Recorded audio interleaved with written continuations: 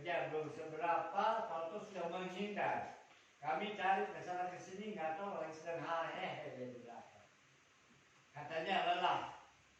Sebenarnya hanya pekerjaan sebentar. Saudara, dalam hal demikian memang suatu hal kelelahan memang ada juga terjadi di dalam segala setiap kehidupan kita. Bukan karena itu menghindar pada pekerjaan, tetapi memang kelelahan-kelelahan yang seringkali ada di dalam kehidupan kita. Dalam jasmani, dalam dengan tenaga kita, terlebih lelah dalam hal segala menunggu janji-janji Tuhan. Saudara, sekali peristiwa di mana kita melihat waktu Daud ada di Baal-Persim, yaitu di satu lembah, dan di mana orang-orang dan para orang Filistin itu mereka mengepung dia, mengurung dia. Dan lalu Daud, karena dia adalah seorang gembala dan selalu menyertakan Tuhan dalam kehidupannya, dan dia juga menyadari kalau dia diangkat menjadi raja, itu juga karena penyertaan Tuhan yang melawan Goliat dari Filistin. Tingginya aja udah 6 hasta lebih sejengkal, kurang lebih 3 meter lebih. Dan tinggi mereka rata-rata 1,9 sampai 2 meter. Lalu akhirnya dia bertanya kepada Tuhan, Tuhan, kami ini dikurung, apa yang kami lakukan? Tuhan bilang, maju, aku akan menyertai engkau. Akhirnya rombongan daripada Daud ini menyerang dia, sehingga akhirnya tentara musuh lari putar kacir.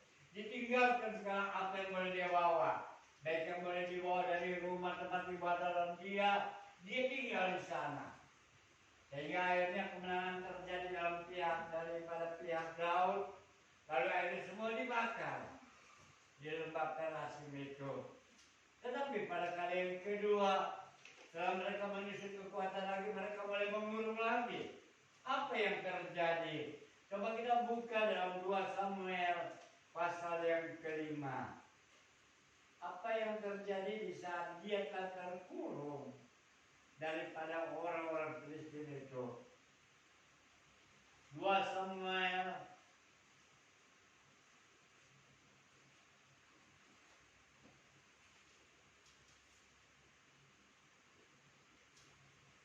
kita akan membaca bersama-sama dalam 2 Samuel pasal yang ke-5.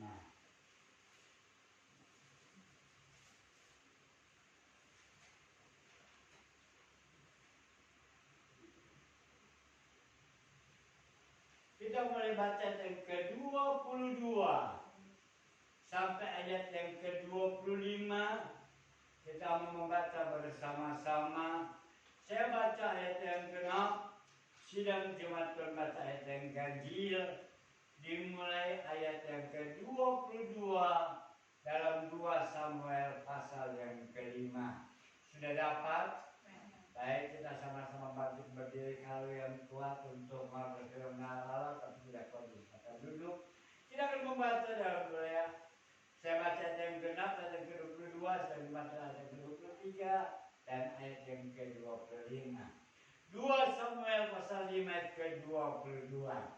Ketika orang Filistin maju sekali lagi dan memencak di lembah Refaim, maka bertanya Daud kepada Tuhan, dan dia menjawab, janganlah maju, tetapi buatlah gerangan lingkaran sampai ke belakang mereka, sehingga kau dapat menyerang mereka dari jurusan pohon-pohon kerau. Dan bila engkau mendengar bunyi derap langkah di puncak pohon-pohon kertau itu, maka haruslah engkau bertindak cepat, sebab pada waktu itu Tuhan telah keluar berperang di depanmu untuk memukul kalah tentara orang Filistin. Dan Daud berbuat demikian seperti yang diperintahkan Tuhan kepadanya, maka ia memukul kalah orang Filistin mulai dari Geba sampai dekat Geser. Silakan Bu. Saudara, kalau kita membaca ayat ini, saya ingat salah seorang pernah menjabat jadi badan penghubung di GBIS, yaitu Pendeta Hari Raharjo yang tinggal di Ngawi. Yang dulu kami ada masalah waktu kami ada tinggal di Muara Karang, karena perkataan Bapak begitu kasar sehingga kita tinggal gereja keluar, dan dia datang dengan rendah hati menggabungkan kita kembali. Sekali peristiwa kami menyanyi tahun 80, Pak Hari Raharjo baru kejadian yang menjadi staf pengajar di Tawangangun. Lalu mereka nyanyi, ku dengar suara pohon mur berbunyi. Lalu kedengarannya mereka nyanyi pohon murbe. Stop katanya. Sebab ini anak daripada Hari Raharjo yang mengarah. Saya tidak katakan pohon murbe. Lihat baca dalam terjemahan Amerika pohon mur berbunyi. Tapi memang dalam bahasa Indonesia masa kini itu disebut pohon murbe. Sebenarnya beda jauh. Pohon murbe dan pohon semak belukar paling tinggi kurang lebih semeter setengah. Tapi pohon kerbau sama seperti pohon andalas. Pohonnya tinggi di atas 25 meter.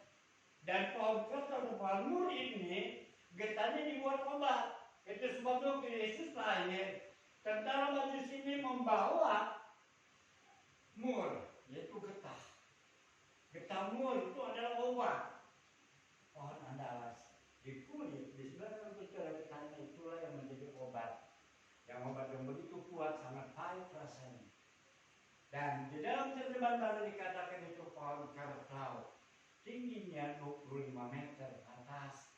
Dan itulah pohon mur itu dikatakan jagung itu jangan maju berperang, kata Tuhan. Kamu membuat lingkaran berkeliling. Kurung itu lembah Perasim ini, kurung. Di lembah Reptan ini kurung. Dan apabila kamu dengar suara terampangkan di atas, suara tentara Allah berjalan, bergerak, maka engkau maju berperang. Dalam keadaan yang lelah sedemikian rupa, Daud selalu bertanya kepada Tuhan, kalau kau disuruh maju dia tetap maju. Tetapi Tuhan tahu kondisi daripada Daud dan tentaranya. Dia bilang, tunggu dulu, kamu jalan dulu, lingkari, buat keliling lingkaran. Apabila kau dengar pohon kerbau, terdengar bunyi derap langkah, bahwa tentara Allah sedang berjalan, maka tandanya kemenangan akan diberikan kepadamu.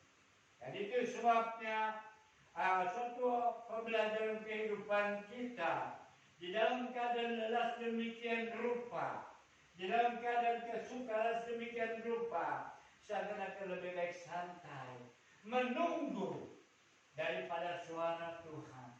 Tetapi kalau kau menunggu, kalau tidak bertanya, maka kita tidak akan mendapat jawaban apa-apa. Itu sebabnya 23, maka bertanyalah Daud kepada Tuhan. Dia bertanya kepada Tuhan. Dan setelah dia bertanya kepada jawaban, dan lalu 24 berkata, dan bila engkau mendengar bunyi derap langkah di puncak pohon kerbau itu, maka harusnya engkau bertindak cepat. Ada waktu hening sejenak sebelum menunggunya pertolongan Tuhan, sebelum menunggu datangnya jawaban daripada Tuhan, sebelum melihat apa yang dikatakan. Dia hening, ada saat teduh kepada Tuhan. Dan itu sebabnya setelah dia mengatakan saat teduh itu, dia tidak buang-buang waktu yang demikian. Dan yang ke-25 berkata, dan Daud berbuat demikian setelah diperintahkan kepada suara dari atas, sehingga akhirnya kemenangan terjadi daripada pihak Daud. Kemenangan terjadi saat dia boleh menyerahkan diri kepada Tuhan. Saudara, sebagai orang-orang yang percaya, kita perlu memang untuk selalu dekat kepada Tuhan. Jangan bertindak gegabah, meskipun kadang-kala seorang pelayan Tuhan bisa bertindak gegabah. Mungkin karena tekanan-tekanan, mungkin karena sesuatu hal. Tapi perlu kita ketahui bahwa tidak ada seorang pun yang boleh menegur. Karena apa? Karena Tuhan selalu menyembunyikan kesalahannya, tetapi bukan berarti dia melindungi itu dosa. Seperti contohnya Musa. Waktu Musa salah karena dapat tekanan daripada orang Israel, saat mereka kehausan, ternyata Musa mendapat jawaban daripada Tuhan. Engkau berbicara kepada gunung. Engkau berbicara gunung, maka aku mengeluarkan air. Tapi kalau dapat tekanan daripada tua-tua Israel, dapat desakan demikian rupa, dia datang ke gunung, dia hampiri, dia pukul itu gunung itu. Memang hal yang pertama Tuhan bilang pukul itu gunung. Gunung terbelah keluar air. Tapi pada saat yang kedua, Tuhan bilang, kamu berbicara, tapi dapat tekanan. Sehingga dia pukul itu gunung. Saya rasa gunung kayu yang dipergunakan itu adalah tongkat biasa. Kayu yang dipergunakan adalah ranting kayu hutan biasa. Tapi tetap Allah jawab doa daripada Musa. Sehingga waktu dipukul di gunung terbelah air. Dan klimaks daripada kesalahan dia di atas bukit. Saat mau menyeberang sungai Yordan, Tuhan bilang pada Musa, Yeriko, itulah negeri yang aku tunjukkan kepadamu. Selama kamu telah berjalan 40 tahun di padang gurun, menyeberang sungai Yordan, itu negeri yang akan kujanjikan kepadamu. Dan hal ini, mereka pun di luar Kristen tahu sejarah, bukannya tahu sejarahnya. Itu sebabnya mereka yang sudah tinggi, yang sudah bolak-balik pergi ke sana seperti kayak Thor, dia tahu sudah sehingga dia berani beberkan. Kenyataannya yang pada saat ini mereka sudah. Kita nggak ada pro ya, nggak ada pro dengan kontra, nggak ada pro dengan siang, nggak ada pro dengan side. Kita netral. Tapi mereka tahu firman Allah. Mereka beberkan dengan jelas. Mereka tahu sejarah. Sehingga akhirnya kata Tuhan kepada Musa, karena engkau melanggar perintahku, engkau gak akan masuk ke sana. Dia sembunyikan kesalahan Musa daripada orang Israel. Itu sebabnya kalau kita membaca ada satu ayat, waktu kami buka itu di acara ulang tahun salah seorang pendeta di kampung, kami buka itu kita bilang, kita hanya sampai bagian A-nya saja. Bagian B itu adalah rahasia Tuhan. Tidak boleh mengalahkan. Sebab kesalahan seseorang itu hanya Tuhan. Daud pun salah. Tidak semua orang Israel tahu kesalahan dia apa. Dia mengambil istri Uria. Tetapi yang diutus adalah Nathan, yang sebagai penasehat, sebagai nabi yang dia bisa bebas keluar masuk. Jadi di sini kita melihat kesalahan-kesalahan itu ada, tetapi tidak akan diumbar depan, tapi dia bertanggung jawab, jadi mohon ampun kepada Tuhan. Dan itu sebabnya kalau Daud pada saat kita melihat dalam keadaan yang begitu lelah demikian berupa, maka dia selalu datang kepada Tuhan. Dia selalu berdoa dan memohon kepada Tuhan. Sehingga kemenangan terjadi di saat Daud melakukan perintah Tuhan. Dia duduk berdiam, dia mendengar suara Tuhan. Ada waktu teduh dia, sehingga saat dia mendengar suara Tuhan, dia bertindak cepat. Sehingga ayat yang ke-25 dengan jelas, dan Daud berbuat demikian seperti yang diperintahkan Tuhan kepadanya. Maka ia memukul orang Filistin mulai dari Geba sampai dekat Geser. Artinya kemenangan terjadi di saat Allah memberikan kemenangan. Dan saya yakin dan percaya kita yang pada jam saat ini, situasi keadaan dunia yang membuat kita begitu lelah, keadaan-keadaan yang membuat kita begitu sangat tidak bersemangat lagi, tidak ada tenaga lagi, sehingga seakan-akan kita pun mempunyai satu kelelahan dalam kehidupan ini. Baik itu hati, baik pikiran, baik tenaga, Sehingga akhirnya tidak sedikit mereka bersembunyi di balik segala kelelahan itu. Mereka meninggalkan saat-saat bersekutu kepada Tuhan. Dengan begitu bermacam balik beragamnya. Karena apa? Karena untuk memanipulasi kelelahan itu. Dia berpikir dengan cara demikian, dia bisa terhibur. Dengan cara demikian, dia bisa mendapat kekuatan. Sebenarnya itu bukan solusi. Sebab apa? Karena Taman Besar ayat kelima berkata, kami dikejar dengan dekat, kami lelah, dan bagi kami tak ada istirahat. Itu selalu ada dalam kehidupan setiap orang. Selalu ada. Tapi bagaimana kita menyikapi tentang kelelahan itu? Jangan kita mempergunakan segala akal pikiran kita. Jangan kita mempergunakan jasa kelelahan kita membuat satu hal manipulasi.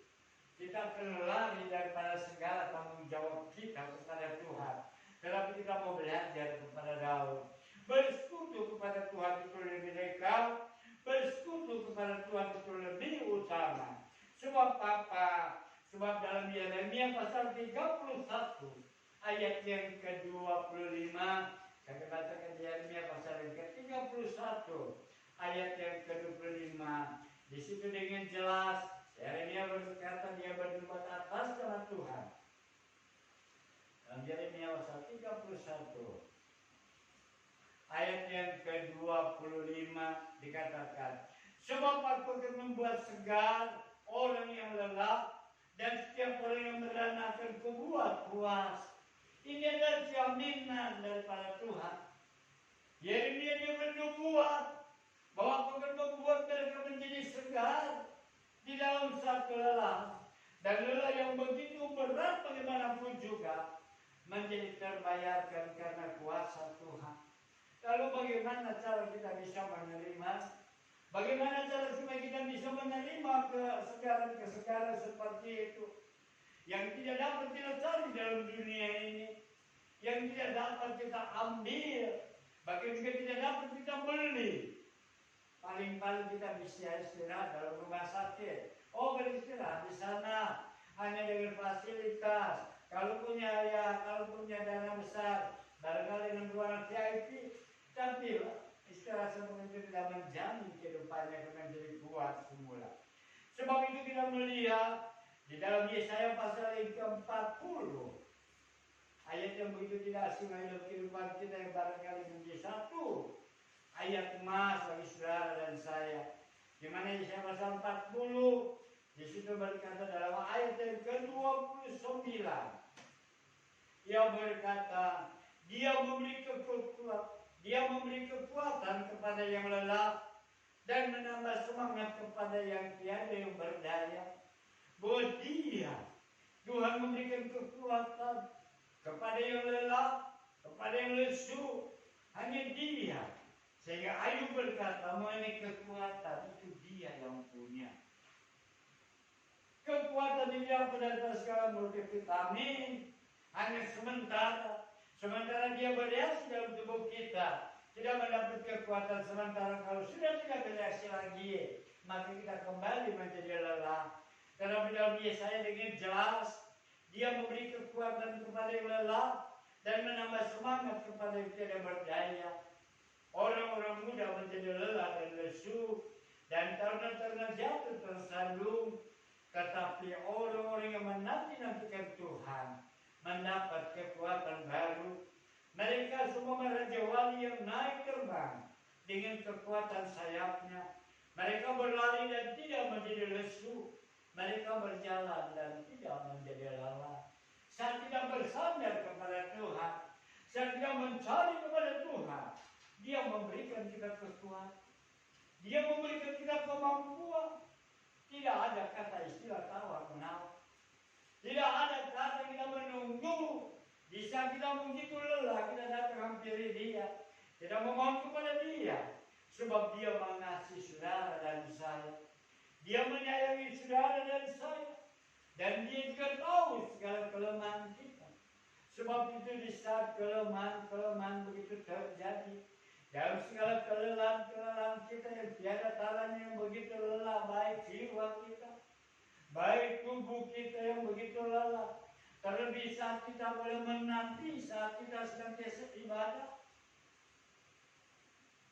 Kemarin kami dengar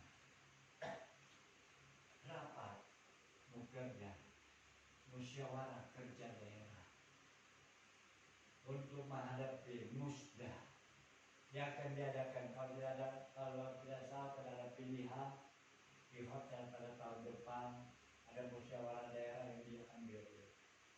Dan kami mendengar beberapa laporan dari gereja begitu besar dipertanyakan sekolah minggu.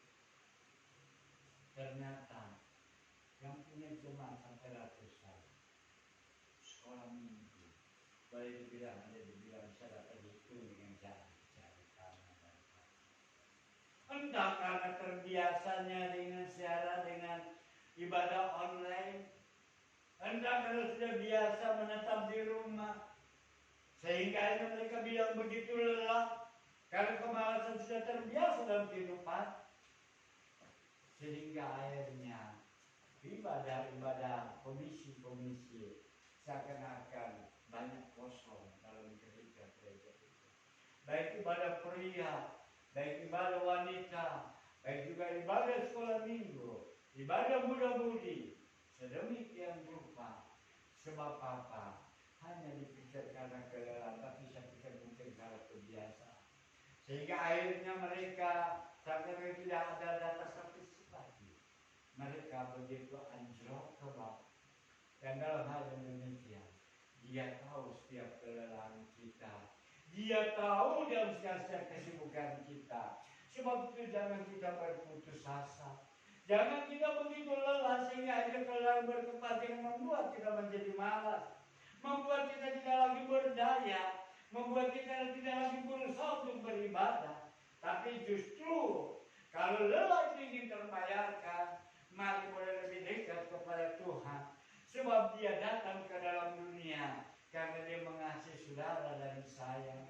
Dia datang ke dalam dunia, dia tinggalkan surga yang mulia, di mana dia memerintah di surga, memerintah para malaikat. Dia mengatur segala cuaca di muka bumi, tapi lahir menjadi putra yang hina, yang paling hina di antara seluruh umat manusia di dunia. Karena kasihnya, bahkan sampai matinya pembuktian terhina, hanya untuk mengasihi saudara dan saya. Sebab itu mari kita boleh senantiasa kita berserah kepada Dia sambil menantikan kekuatan daripada Allah. Jadi jangan kita lihat segala kelelahan kita, tapi mari kita lihat dengan kasih Allah yang berlaku dalam kehidupan kita, sehingga kita boleh semakin menjadi kuat. Sebagai penutup kita akan membaca dalam Mazmur pasal 130 ayat yang ke-7.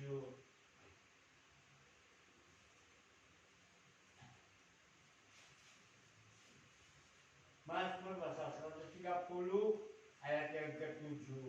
Berharaplah kepada Tuhan, hai Israel, sebab pada Tuhan ada kasih setia, dan Dia banyak kali mengadakan pembebasan. Dia mengadakan pembebasan. Segala kelelahan kita ditanggungnya, kita diberinya kekuatan. Segala kesukaran kita diangkatnya, Dia menggantikannya dengan segala kesenangan. Itu sebabnya Injil Matius pasal 11 berkata, marilah kepadaku hai kamu semua yang letih, yang lesu dan yang berbeban berat, aku akan memberikan kelegaan kepadamu. Dan belajarlah kepadaku, karena kuk yang dipasang itu ringan adanya. Jadi Dia memberikan kita kuk, Dia memberikan kita beban. Atau dengan kata lain, barangkali ini adalah salib kita, tapi salib yang diberikan itu salib yang ringan. Amin. Sebab Dia mengasihi saudara dan saya, Dia mengasihi kita. Kalau sampai saat ini kita belum melihat jawaban daripada Tuhan, kalau sampai saat ini kita masih menunggu, kita begitu lelah, jangan berhenti berharap pada Tuhan.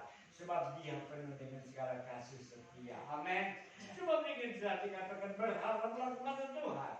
Hai Israel, saudara dan saya, kita adalah Israel rohani.